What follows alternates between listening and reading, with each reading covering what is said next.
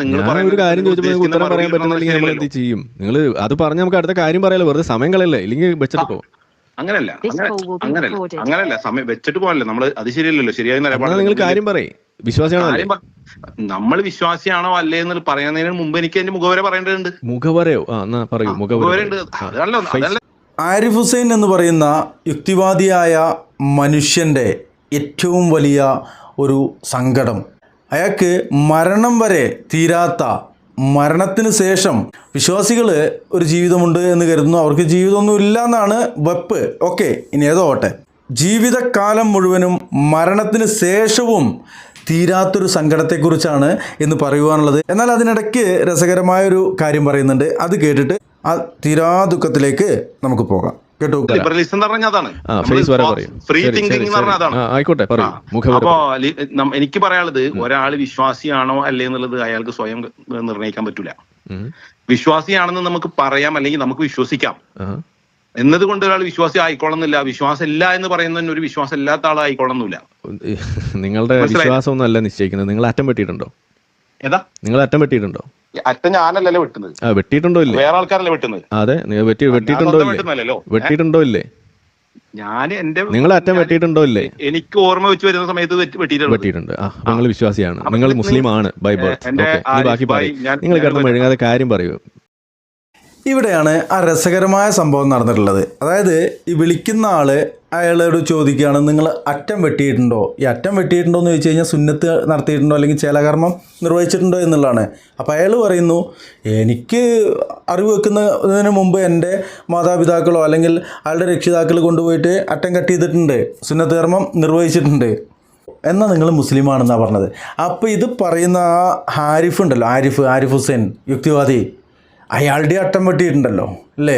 അത് നമുക്ക് കാണിച്ചു തരുന്നു വേണ്ട, മൂപ്പര് തന്നെ ആ തുണി ഒന്ന് പൊക്കിയിട്ട് ഒന്ന് നോക്കിയാൽ മതി, മനസ്സിലാവും ആ അറ്റം പോയിട്ടുണ്ട്. അപ്പോൾ ആരിഫ് മുസ്ലിമാണോ, വിശ്വാസിയാണോ? അല്ല. അപ്പോൾ അറ്റമൊന്നുമല്ല, അറ്റമല്ല, അതിൻ്റെ മുരട്ടിൽ തന്നെ മുറിച്ച ആളുകൾ അല്ലേ, അങ്ങനെയുണ്ട്. അത് നോക്കിയിട്ടാണോ വിശ്വാസമൊക്കെ അളക്കുക? എന്താണ് ആരിഫ് ഹുസൈനെ? എന്തായാലും ആരിഫ് ഹുസൈൻ ഇവിടെ പറഞ്ഞ ഒരു രസകരമായ കാര്യം അതാണ്, ആരിഫ് ഹുസൈൻ്റെ അറ്റവും പോയിട്ടുണ്ട്, എന്നിട്ടും ആരിഫ് ഹുസൈൻ വിശ്വാസിയല്ല എന്നുള്ളതാണ്.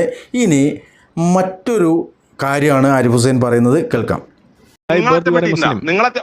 എന്റെ അറ്റം പോയി, അതല്ലേ എന്റെ വിഷമം ഇപ്പോഴും മാറിയിട്ടില്ല.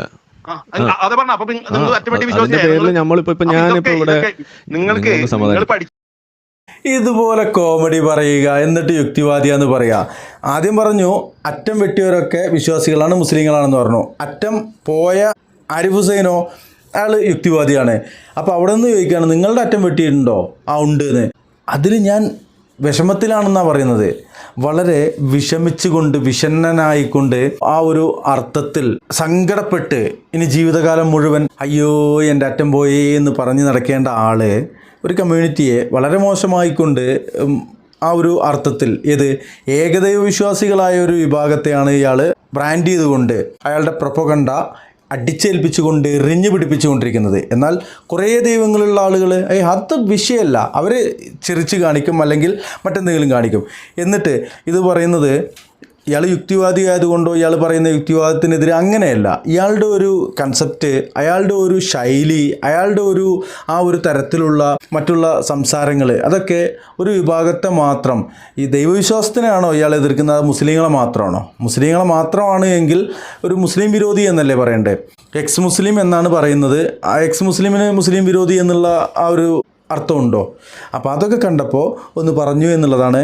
ആരിഫ് ഹുസൈൻ, താങ്കൾ വിചാരിക്കുന്നു താങ്കൾ വലിയ എന്തോ ആണ് എന്നുള്ളത്. താങ്കൾ അത്രയ്ക്കൊന്നും അല്ല എന്നുള്ളത് മനസ്സിലാക്കുക. ഒരു കമ്മ്യൂണിറ്റിയെ, ഒരു വിഭാഗത്തെ അവരുടെ ആദർശവോ ആശയമോ വർണ്ണമൊക്കെ വിമർശിക്കുക, അടച്ചാക്ഷേപിച്ചുകൊണ്ട് അവരെ തകർക്കുക എന്നുള്ള ലക്ഷ്യത്തോടെ, തകർക്കുക എന്നുള്ള ലക്ഷ്യം ഉണ്ടാവാം, എന്നാൽ ആദർശപരമായിരിക്കണം അവരുടെ വിശ്വാസത്തെ, അത് ചൂണ്ടിക്കാണിക്കാം. ആരിഫ് ഹുസൈൻ, നിങ്ങൾ പേപ്പട്ടി മതം അതുപോലെയുള്ള ഇതൊക്കെ വിളിക്കുന്നത് കേട്ടിട്ടുണ്ട്. ഈ മതത്തിൽ ഈ കമ്മ്യൂണിറ്റിയിൽ ജനിച്ചു പോയതുകൊണ്ട് അത് അടിസ്ഥാനമാക്കി ജീവിക്കുന്ന ഒരുപാട് ആളുകളുണ്ട്. നിങ്ങൾ ആരെയാണ് പേപ്പട്ടിയാക്കുന്നത്? ആരെയാണ് പേപ്പട്ടി മതമാക്കുന്നത്? ആദർശത്തെ ആദർശം കൊണ്ടും ആശയം കൊണ്ടും വിയോജിപ്പുകളായിക്കൊണ്ടും പറയുക എന്നല്ലാതെ പ്രൊപ്പഗണ്ട അത് അടിച്ചേൽപ്പിക്കാൻ ശ്രമിക്കുമ്പോൾ, പ്രയോഗവൽക്കരിക്കാൻ ശ്രമിക്കുമ്പോൾ അത് പല ആളുകൾക്കും പല തരത്തിലാണ് ഉൾക്കൊള്ളാൻ കഴിയുക എന്നത് മാത്രം പറയാൻ വേണ്ടിയിട്ടായിരുന്നു ഇന്ന് ഈ വീഡിയോ എന്ന് മാത്രം പറഞ്ഞുകൊണ്ട് ഈ വീഡിയോ അതിൻ്റെ പേരുന്നു. Signing out, Mansoor Mannarkkad.